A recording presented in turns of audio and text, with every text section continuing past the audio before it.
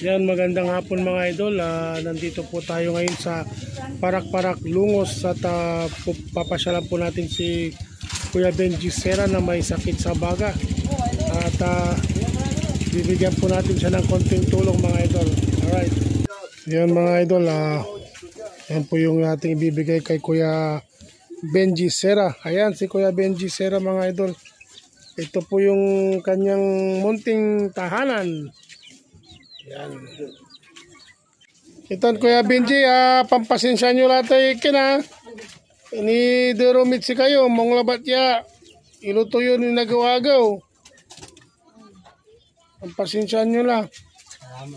Ayan mga idol, kung sinong gustong magpaabot kay Kuya Benji, ayan, i-PM nyo lang ako mga idol, or kung kilala nyo si Jeff, ayan si Jeff Bilyote po.